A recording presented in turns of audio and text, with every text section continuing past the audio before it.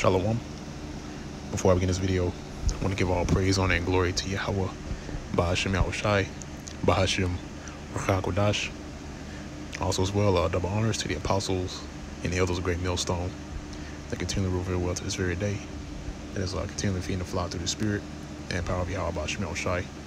And also as well, Shalom to the whole elect as well that's continually laboring this work and also do labor. Show forth your diligence to make your calling and election sure, in faith, truth, and sincerity, and also in all charity. Now, the topic of this video is going to be entitled "The Dawn is Coming." All right, and which is is inspired by the recent street teaching that we were doing this past Saturday, and in which going through the scriptures, just thinking about how right now we're in the middle of the night, in which, when I say that, I'm talking about this current kingdom that we reside in, which is America, which is recorded in the Bible as Babylon the Great. The night, we're still in the middle of the night, to which this place is at the peak of its reign or its erection. Okay, and right now, the night is drawing to a close. Okay, in which again, the night representing the height of this current kingdom, which is built off of wickedness, off of the things which are held in high esteem on the left hand side, and also as well, this current kingdom that you see today is really the Mecca or the epicenter of wickedness itself. That's why when you go into the scriptures and you read about at midnight or the virgins, the father of wise and the father of foolish, there was a cry that was made at midnight. All right, now midnight is the height of the night. Okay, in which America at one point was at his height, and that was back in 1969 going to 1970. That's when it reached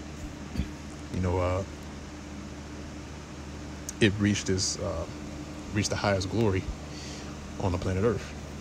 Okay, and afterwards came the prophets, and that started with a man by the name of Abba Bivens, which spearheaded the thing which you see today, which is the truth being pushed out via not only the highways and byways, but also as well the internet, which is also prophesied within the Bible.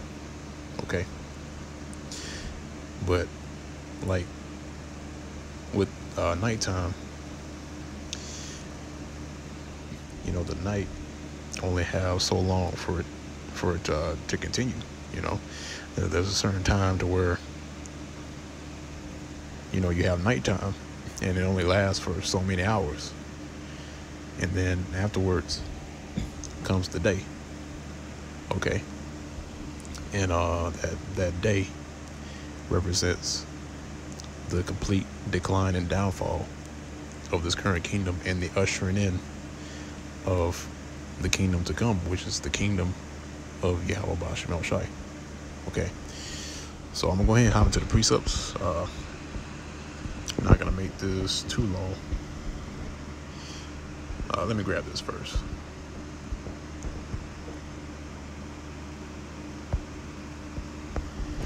All right, it's book of Romans chapter 13. This is at verse I'm starting verse 12. Get straight to the point.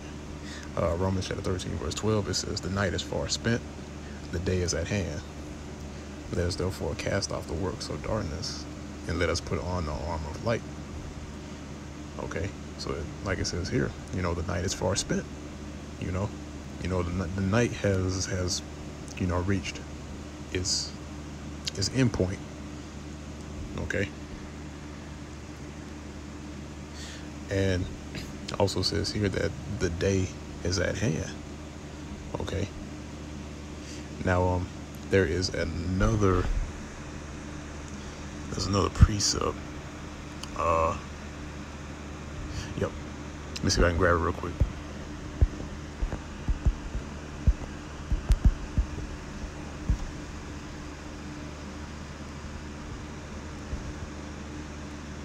I believe I had it on deck.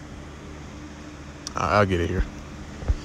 This book of 2 Peter chapter 1, and this is at verse 19. It says, "We have also a more sure word of prophecy, whereunto you do well to take heed, as unto a light that shineth in a dark place." Right, and that light right now is shining in this dark place.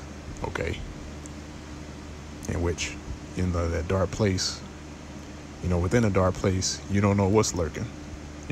That's where you have, the ghouls, these serpents. All manner of wickedness is in the dark. All right, and now you're seeing the light which is sprung forth, and that light represents this truth. Okay, and the ones who are looking for the light, all right, which are the elect of the nation of Israel, they're going to find the light. Okay, because the light is where you find refuge. Because when the light is shown, darkness runs away. Darkness runs away. I can't put it any better than that. Okay, but not to get too far off topic. Right now the day is approaching where the light is returning.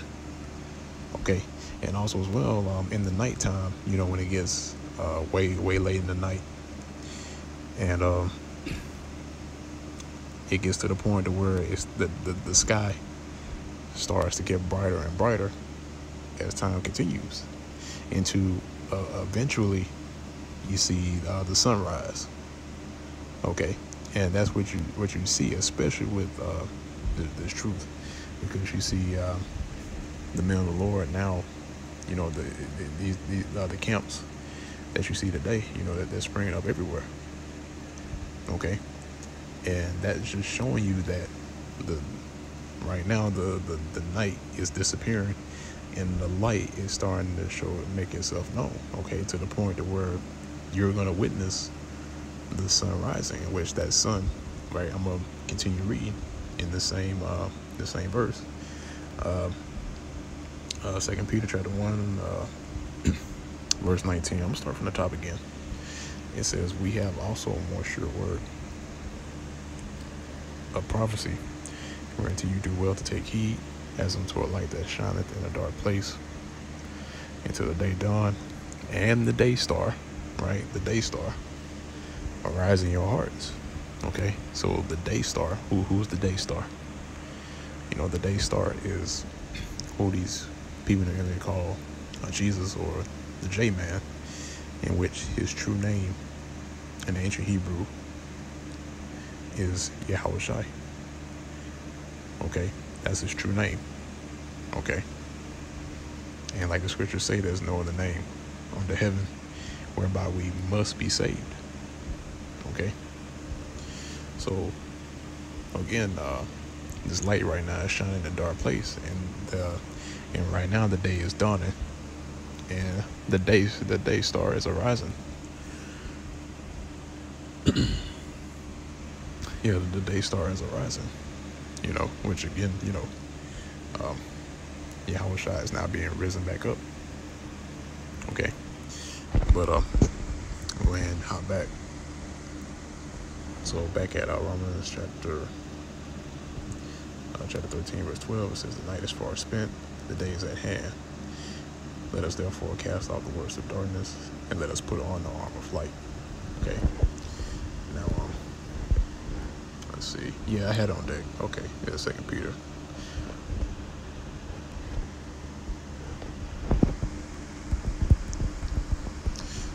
Slakia.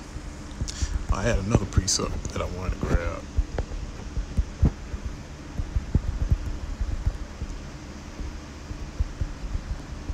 Slakia, trying to type. Okay, there we go.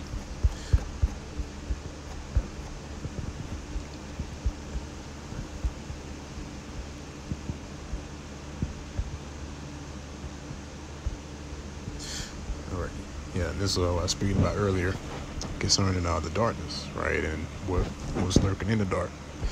This book of Proverbs, chapter 7, and this is at verse 8. Okay, and this chapter is going into the harlot that was lurking in the nighttime. Okay, now Proverbs chapter 7, verse 8, it says, passing through the street, narrow corner, and he went the way to her house. Okay. In the twilight, in the evening, in the black and dark night, and behold, there met him a woman with the attire of an harlot and soul of the heart. All right. Now, this woman with the attire of a harlot and soul of the heart. This is going into Babylon the Great. Okay, which again, Babylon the Great is recorded in the Bible, and Babylon the Great today is America. Okay, and this is what's lurking in the dark. This is what's lurking in the nighttime right now. All right, that's why now us being in this land, you know, we have that light.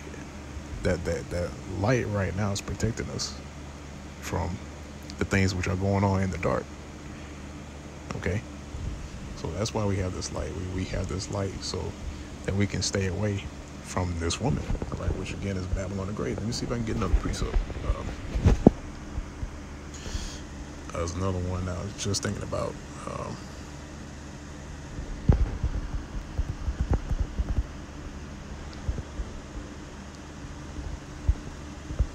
All right, this book of Proverbs chapter 2.